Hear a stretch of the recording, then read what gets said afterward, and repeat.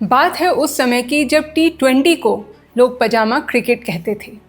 2007 में एक आदमी ने BCCI को सीधा चैलेंज किया और क्रिकेट का पूरा फ्यूचर ही बदल दिया। कपिल देव, टोनी ग्रेग और एक बिलियनर रिबेल जिन्होंने मिलकर BCCI की नींद उड़ा दी। ये कहानी आपने नहीं सुनी होगी। ये कहानी है क्रिकेट के एक पैरेलल यूनिवर्स की, जो ऑफिशियली एक रिबेल थी, लेकिन अनऑफिशियली इसने क्रिकेट का फ्यूचर डिफाइन किया। IPL आज 90,000 करोड़ की एक लीग है, पर क्या आपको पता है कि अगर ICL नहीं होता तो IPL भी नहीं होता।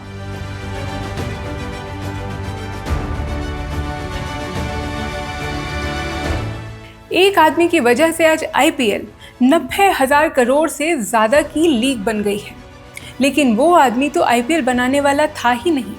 वो तो था एक रिबेल, एक बिलियनर और एक आउटसाइडर, और BCCI की नज़र में ऑलमोस्ट अ क्रिमिनल। ये कहानी है इंडियन क्रिकेट लीग की, वो लीग जो सिर्फ 2 साल चली, पर जिसकी वजह से वर्ल्ड क्रिकेट का DNA हमेशा के लिए बदल गया। अगर आप जानना चाहते हैं कि IPL की नींव कहाँ पर पड़ी, तो आज का ये वीडियो आपके लिए है।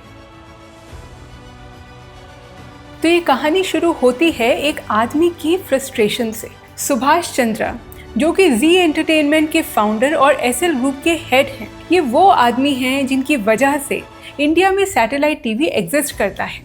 बेसिकली एंटरटेनमेंट की फील्ड में ये इंडिया के लेजेंड हैं, लेकिन क्रिकेट में इन्हें बार बार रिजेक्शन मिला। 2004 में जी ने BCCI को ब्रॉडकास्टिंग राइट्स के लिए बिड लगा और इनकी डील भी हो गई, लेकिन ESPN स्टार स्पोर्ट्स ने कोर्ट में इसको चैलेंज किया, ये कहते हुए कि जी को तो स्पोर्ट्स ब्रॉडकास्टिंग का कोई एक्सपीरियंस ही नहीं है। BCCI ने टेंडर कैंसिल कर दिया। 2006 में फिर से एक डील हुई ऑफशोर मैचेस के लिए 5 साल का अग्रीमेंट $219 मिलियन में, लेकिन 1 साल के अंदर ये भी टूट गई। अब सोचिए, आप इंडिया के एक बड़े मीडिया मुगल हैं, आपने देश को सैटेलाइट TV दिया, आपके पास पैसा है, टेक्नोलॉजी है, रीच है, लेकिन फिर भी एक दरवाज़ा आपके लिए खुल ही नहीं रहा, BCCI का दरवाज़ा। और फिर BCCI के साथ एक दिन मीटिंग में सुभाष चंद्रा ने सीधे पूछ ही लिया, Why don't we start a T20 league? उस वक्त उन्हें सीरियसली नहीं लिया गया, तो उन्होंने वहाँ पर सीधा सीधा बोल दिया, If you don't start it, I will। अप्रैल 2007, दुनिया में T20 फॉर्मेट अभी ठीक से सेटल भी नहीं हुआ था। कई लोग इंक्लूडिंग मैनी क्रिकेटिंग प्योरिस्ट्स इसको पैजामा क्रिकेट कहते थे। मत करो, ये रियल क्रिकेट है ही नहीं। 3-3 घंटे वाली क्रिकेट ही असली क्रिकेट होती है। लेकिन सुभाष चंद्र ने उन्होंने सोचा था कुछ और। उन्होंने देखा था अमेरिका के models, NFL, NBA, entertainment first, franchise based models, और उन्होंने फिर ये सोचा कि ये सब क्रिकेट पर अप्लाई क्यों नहीं हो सकता। $25 मिलियन, यानी कि आज के हिसाब से 200 करोड़ रुपए उन्होंने दाव पर लगाए और अनाउंस किया इंडियन क्रिकेट लीग। फॉर्मेट था franchise based T20 teams, city teams, international players and entertainment का फुल डोज क्रिकेट के साथ।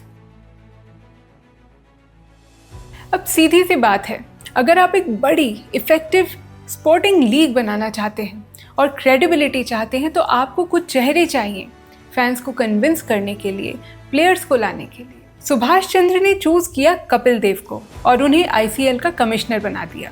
In fact cabinet minister Lalu Prasad Yadav ने भी उन्हें सपोर्ट किया, और ICL में उनके साथ आए टोनी ग्रेग, डीन जोन्स और किरण मोरे जैसे senior cricketing names. Naturally BCCI हिल गई। इसलिए अगस्त 2007 में उन्होंने कपिल देव को नेशनल क्रिकेट एकेडमी में उनके रोल से हटा दिया। मैसेज वाज क्रिस्टल क्लियर कि अगर कोई भी ICL के साथ एसोसिएट होगा तो उसका BCCI से कोई भी कनेक्शन नहीं रहेगा। अब सोचो, इंडिया के first world cup winning team के कैप्टन तक को BCCI ने पीनलाइज कर दिया एक प्राइवेट लीग में इन्वॉल्वमेंट की वजह से। लेकिन कपिल देव रुके नहीं, और इनफैक्ट उनका ये एक्शन सिंबॉलिक बन गया कि लेजेंड्स भी रिस्क ले सकते हैं अगर उन्हें लगे कि वो सही कर रहे हैं। ICL शुरू हुआ था 30 नवंबर 2007 को, इंडिया अभी अभी ICC T20 वर्ल्ड कप जीत कर आया था और साउथ अफ्रीका में धोनी की टीम ने इतना बड़ा कमाल किया था कि पूरा इंडिया T20 का दीवाना हो चुका था।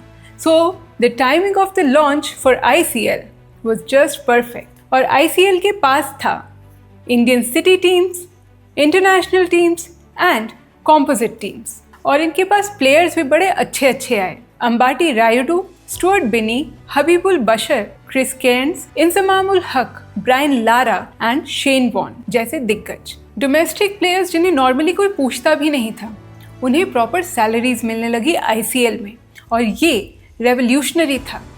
पर फिर एक बात हुई, ICL को ज्वाइन करने का मतलब था अपने नेशनल बोर्ड से बैन। बांग्लादेश ने तो अपने प्लेयर्स पर 10 साल तक का बैन लगा दिया और पाकिस्तान ने भी स्ट्रिक्ट एक्शन लिया। अंबाटी रायुडू का इंटरनेशनल करियर डिले हुआ क्योंकि उन्होंने एक रिबेल लीग में खेला था।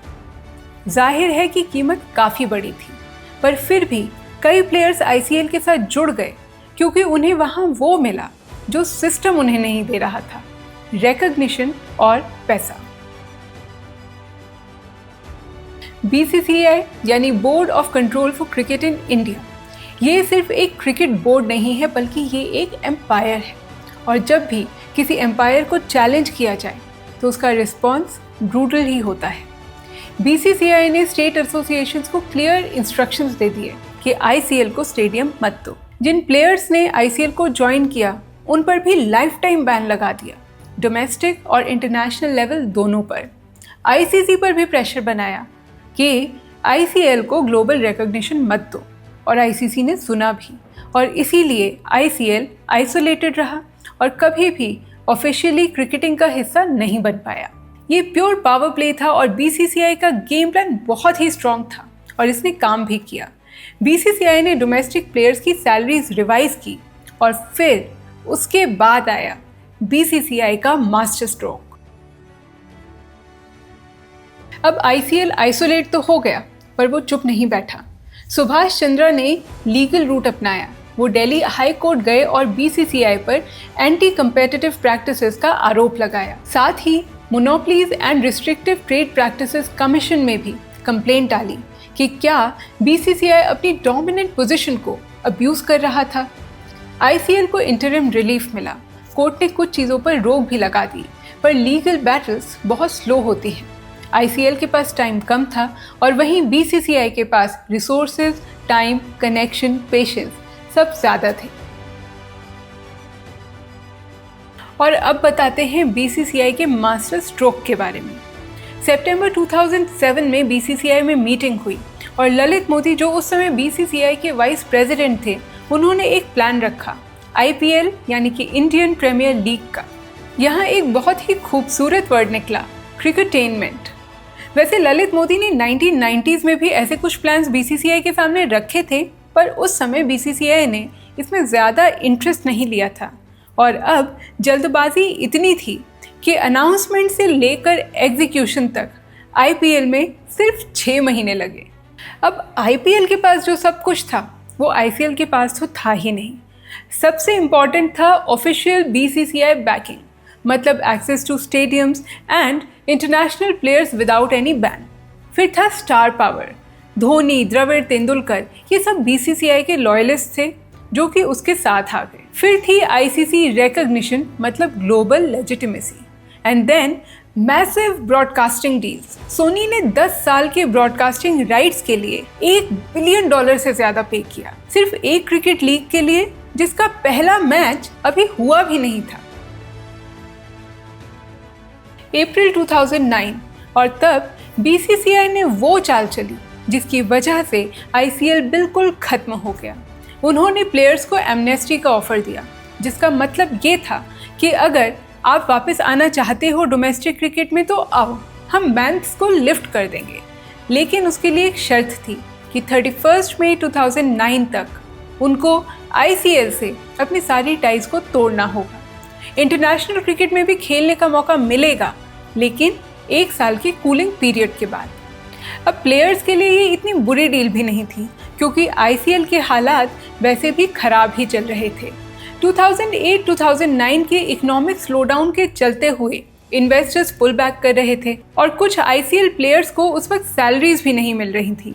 हेमांग बदानी और रोहन गवास्कर जैसे सीनियर प्लेयर्स ने ओपनली कहा था एमनेस्टी एक पॉजिटिव डिसीजन था। तो जब बीसीसीआई ने अपने दरवाज़ों को खोला तो बहुत से आईसीएल प्लेयर्स के लिए वो एक राहत थी, कोई मजबूरी नहीं। 79 से ज़्यादा इंडियन क्रिकेटर्स ने बीसीसीआई का हाथ थाम लिया और इंटरनेशनल क्रिकेटर्स ने भी। नतीजा ये हुआ कि एक ही महीने में आईसीएल का रोस्टर खाली सा हो गया। 2009 के एंड तक आईसीएल ऑफिशियली क्लोज डाउन और सिर्फ 2 साल के लिए ही ये लीग एक्टिव रही।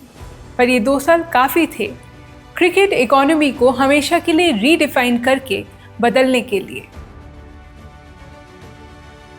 तो क्या आईसीएल फेल था? अगर आप बिजनेस की नज़र से देखो तो हाँ, लीग क्लोज हो गई, कोई सीज़न नहीं जीता, कोई ट्रॉफी नहीं ली। लेकिन क्रिकेट की नज़र से आईसीएल ने एक एनॉर्मस लेगेसी छोड़ी। पहली बात, बीसीसीआई ने डोमेस्टिक प्लेयर्स की सैलरीज को रिवाइज किया, जिसकी वजह से उनको अच्छे पैसे मिलने लगे और एक स्ट्रक्चर भी बना। दूसरी चीज़, प्रूफ ऑफ कॉन्सेप्ट। आईसीएल ने ये प्रूव कर दिया कि इंडिया में फ्रेंचाइज बेस्ड T20 क्रिकेट काम कर सकता है। एंटरटेनमेंट फर्स्ट क्रिकेट के लिए भी इंडिया में ऑडियंस है।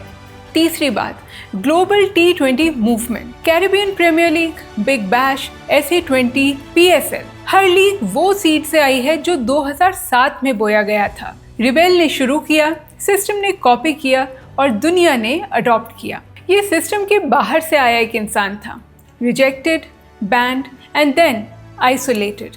लेकिन उसने सिस्टम से एक ऐसा सवाल पूछा जिसका जवाब सिस्टम को देना पड़ा और उस जवाब का नाम था IPL यानी कि इंडियन प्रीमियर लीग। ये कहानी सिर्फ क्रिकेट की नहीं है, ये कहानी है उन लोगों की जो सिस्टम के बाहर से कुछ नया लाते हैं, जो बार बार बंद दरवाजे मिलने पर अपना घर खुद बनाकर उसका दरवाज़ा खोलते हैं।